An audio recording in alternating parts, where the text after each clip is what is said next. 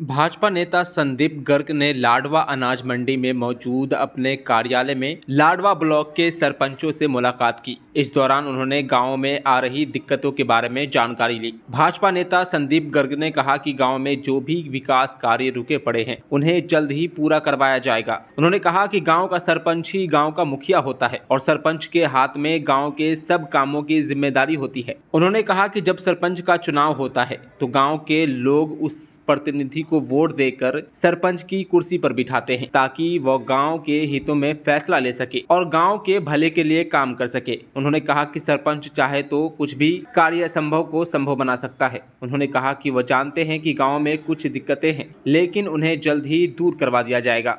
और इकट्ठे ये भी हो गया कि चलो होता है भी आदमी ने याद किया, मिल के आते हैं और आप लोग बहुत मान इज्जत करते हो मेरा मुझे पता है और चर्चाएं भी बहुत करते हो। वो सारी चर्चा घूम फिर के आती है मेरे पास तक। तो आप लोगों ने जो मान सम्मान दिया, जिस तरीके से आप मुझे चाहते हो, वो सच में असली कमाई मैंने ये की, क्योंकि किसी की दुआ, किसी का आशीर्वाद जो दिल से निकलता है ना, वो वाकई वहाँ तक पहुँचता है। और मैं आपके सामने खड़ा हूँ कि बहुत सी दिक्कतें आई और आई रही हैं, पिछले दिनों भी है, आप सारे जानते हो।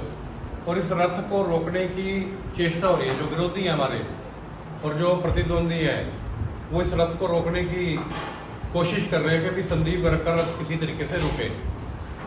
परंतु इस रथ में कौन बैठा है मैं आपको बता दूं। 5 रुपए की थाली खाने वाला बंदा बैठा है, किसी को एम्बुलेंस चाहिए तो वो भी बैठा है, उसमें गर्भवती महिला भी बैठी है, इसमें वो बुजुर्ग भी बैठे हैं जिनका हमने आंखों का ऑपरेशन कराया, वो बुजुर्ग भी बैठे हैं जिनको हमने चश्मा दिया, वो बच्चे भी बैठे हैं जिनको हमने कीटा बांटी। तो ये रथ जो है गरीब का रथ है और किसी के रुकने से रुकने वाला नहीं है। जितना रोकने की कोशिश करते हैं उससे ज़्यादा गति से ये चलता है, आपके सबके आशीर्वाद से। तो ये ऐसे ही चलता रहेगा, कोई काम बंद होने वाला नहीं। बहुत सी अफवाहें फैलाई गई कि रसोई बंद होगी, अब बंद हो जाएगी, इस तरीके के काम बंद हो जाएंगे। हम तो आगे और काम करने वालों में से हैं और काम करेंगे। और आप लोगों का अगर साथ रहा, जैसे आप देते हो, वो काम करके दिखाएंगे जो आज तक किसी ने सोचे भी ना हो अपने हल्के के अंदर। जब रसोई चालू की तो कहा कि भी बहुत बढ़िया काम हुआ, ये वाला काम किसी ने नहीं किया। एम्बुलेंस शुरू की तब भी यही वाली बात कही गई। अब आंखों के ऑपरेशन हो रहे हैं। और जो हमारा जो ये प्रोजेक्ट जो गर्भवती महिलाओं के लिए है, ये सारे विश्व के अंदर नहीं है इस तरीके का कोई भी। क्योंकि मैंने सारे सर्च मारा, कहीं भी किसी भी प्रकार का, गवर्नमेंट के तो है, अभी गवर्नमेंट हॉस्पिटल में जाओ और वहाँ पे करवा लो। अदरवाइज कोई ऐसा नहीं है कि आपको एम्बुलेंस वहाँ से लेके आए, आपका सारा वहाँ पे चाहे सर्जेरियन है चाहे नॉर्मल है, एक हॉस्पिटल में जच्चे बच्चे का पूरा ध्यान रखा जाए, उसके बाद उसको घर छोड़ के आ जाए, इस तरीके का कोई प्रोजेक्ट नहीं है। तो ये लाडवा हल्के में हो रहा है और इससे लाडवा हल्के का नाम हो रहा है, हमारा सबका नाम हो रहा है। तो आगे आप भाइयों से एक और मेरी सलाह भी लेना चाहता था कि मैं एक वैन ऐसी चलाना चाहता हूँ जो एक गरीब आदमी है, मैं देखता हूँ जब भी जाता हूँ, किसी की डेथ हो जाए, कुछ हो जाए, तो जब वो फूल लेके जाता है हरिद्वार तक, या तो वो बस में जाता है, बहुत से लोग ट्रेन में जाते हैं, बराड़े से पकड़ते हैं, या बहुत से लोग क्या करते हैं कि आसपास के जोड़ में ही विसर्जन कर देते हैं, क्योंकि उनके पास उतने साधन ही नहीं है वहाँ तक जाने के। बेचारे लकड़ियाँ तो किसी और से लेके तब वो दाह संस्कार करते हैं। तो इस तरीके की वैन अगर हमारे हल्के में चलाई जाए जो हरिद्वार तक फूलों के लिए बिल्कुल फ्री हो, तो 4-5 लोग भी जाना चाहते हैं। अब ट्रेन में गया तो अकेला आदमी चला गया, बस में बैठ के अकेला चला गया, तो क्या ये प्रोजेक्ट ठीक रहेगा? शुरू करेंगे। और भी कोई आपके पास आइडिया है तो आप मुझे बताओ कि हमारे हल्के के अंदर किस चीज़ की आवश्यकता है। और आप लोगों का साथ चाहिए।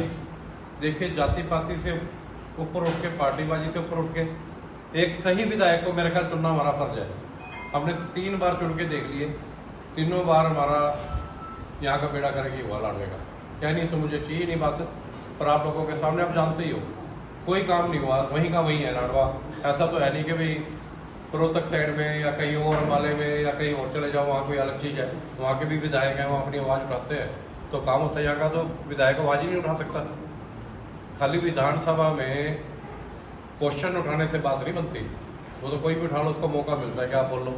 उसकी पैरवी कितने लोग करते हैं उसके बाद कि मैंने कोई बात कही थी, उसके ऊपर हुआ क्या, हाँ टांग खिंचवानी उनसे जितनी मर्जी खिंचवा लो। तो हमने तो पॉजिटिव चलना है, किसी के बारे में हमने ना खिलाफ बोलना ना हम कभी बोल रहे, हमें अपने काम से मतलब है। अपनी लाइन इतनी बड़ी कर दो कि उनकी लाइन छोटी सी रह जाए, वो देखते फिर। और इसी बात का इनको दिक्कत है, सबसे बड़ी परेशानी भी यही है कि भाई ये बंदा रोके से इसके ऊपर सब कुछ करवा लिया आपने, उसके बाद भी नहीं रुक रहा है। सरपंच को पहुँचने पर बहुत धन्यवाद करता हूँ, जो कि संदीप गर्ग जी ने सभी को फ़ोन करके इकट्ठा होने के लिए मीटिंग बुलाई गई। वो मीटिंग इस विषय में बुलाई गई क्योंकि आज से लगभग सभी सरपंच जानते हैं कि 4-5 साल हुए संदीप गर्ग जी अपना समाज सेवा का काम कर रहे हैं। जब हमारा सरपंचों का आंदोलन था तब तहसील की वो वीडियो दफ्तर के अंदर भी इनका खाना जाता था। तो इनको इसलिए कह रहे हैं भाई आप आगे बढ़ो। कांग्रेस इसने बीजेपी पार्टी ने जिंदल को अपना टिकट दिया, हमारे संदीप गर्ग जी समाज सेवी अपने चुपचाप बैठे हैं। तो हम इकट्ठे होकर इनकी आवाज़ को ऊंचा उठाने का कार्य करें। धन्यवाद। दैनिक सवेरा के लिए कुरुक्षेत्र से गुरदीप गुजराल की रिपोर्ट।